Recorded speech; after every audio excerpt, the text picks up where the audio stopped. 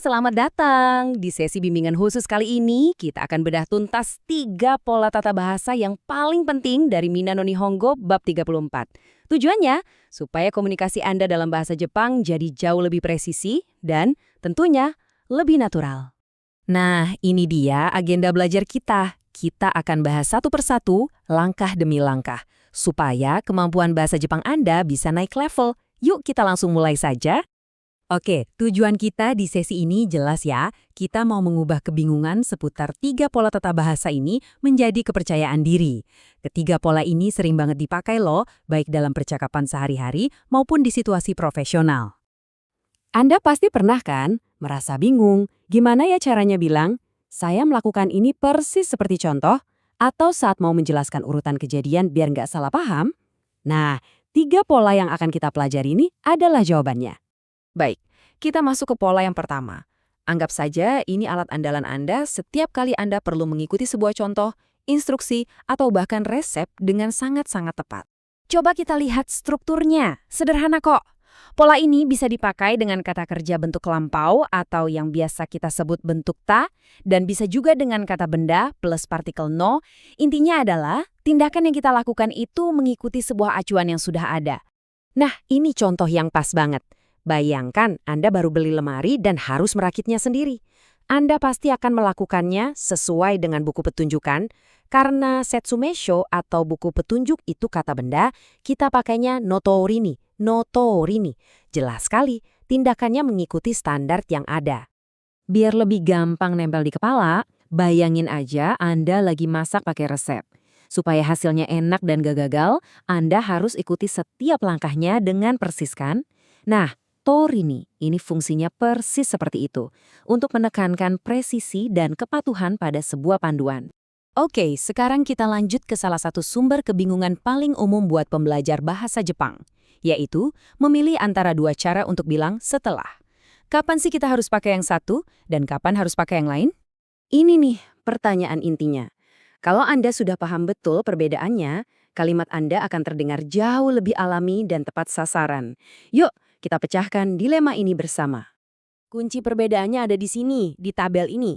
Gini, kita pakai tekara kalau tindakan pertama itu adalah persiapan wajib untuk tindakan kedua. Contohnya, kita harus beli tiket dulu baru bisa naik kereta. Beli tiket adalah persiapan. Sebaliknya, kita pakai atode untuk 2 kejadian yang cuma berurutan saja, nggak ada hubungan sebab akibat atau persiapan. Misalnya, selesai kerja lalu pergi minum. Kerja bukanlah persiapan untuk minum kan? Keduanya hanya terjadi berurutan. Nah, ini tips praktisnya. Coba deh tanyakan pada diri sendiri. Apakah kegiatan A ini sebuah syarat atau persiapan untuk melakukan kegiatan B? Kalau jawabannya iya, sudah pasti pakai tekara. Kalau enggak, ya berarti atau D pilihan yang paling pas. Gampang kan? Oke, kita sampai di pola ketiga. Yang satu ini serba guna banget. Pola ini bisa mengungkapkan 2 makna yang berbeda hanya dengan mengubahnya dari bentuk positif ke bentuk negatif. Keren ya? Keajaibannya ada di bentuk negatifnya, yaitu finaide. Ini bukan sekadar berarti tidak melakukan sesuatu loh. Maknanya bisa berubah total tergantung dari konteks kalimatnya. Nah, di sini kita bisa lihat perbedaannya dengan jelas. Fungsi pertama di sebelah kiri artinya tanpa. Contohnya, minum kopi tanpa menambahkan gula. Gampang ya? Fungsi kedua yang di sebelah kanan ini menunjukkan sebuah pilihan. Saya tidak melakukan A, tapi sebagai gantinya saya melakukan B. Contohnya, saya nggak naik lift, tapi milih pakai tangga. Jadi ini tentang sebuah pilihan alternatif. Oke, teorinya udah kita pegang. Sekarang biar makin mantap, ayo kita lihat gimana sih pola-pola ini dipakai dalam sebuah percakapan yang sesungguhnya. Kita akan menyimak sebuah skemario upacara minum teh.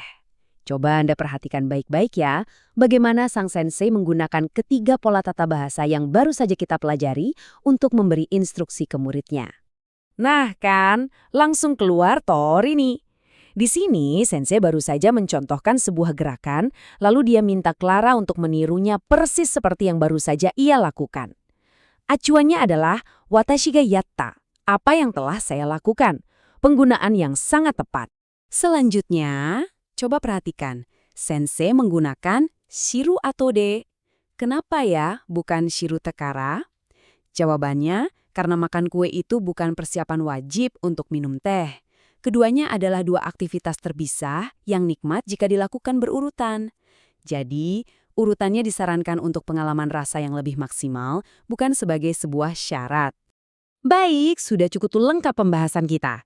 Sekarang mari kita kumpulkan semua poin-poin paling penting dari sesi kita hari ini dalam sebuah rangkuman singkat yang bisa jadi panduan cepat untuk Anda. Inilah 3 aturan emasnya. Coba dihafalkan ya. Story ini itu untuk meniru, lalu tekara untuk persiapan, sedangkan se atau de untuk urutan biasa.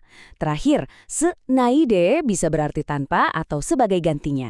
Kalau Anda sudah kuasai 3 hal ini, dijamin komunikasi Anda bakal jauh lebih akurat. Ingat, ilmu itu baru benar-benar jadi milik kita kalau sudah dipraktikkan. Jadi ini tantangan dari saya, coba pilih salah satu pola kalimat tadi dan paksakan diri Anda untuk memakainya dalam percakapan hari ini. Entah itu dengan teman belajar atau saat latihan sendiri. Itu cara paling cepat untuk menguasainya. Sampai jumpa di sesi berikutnya.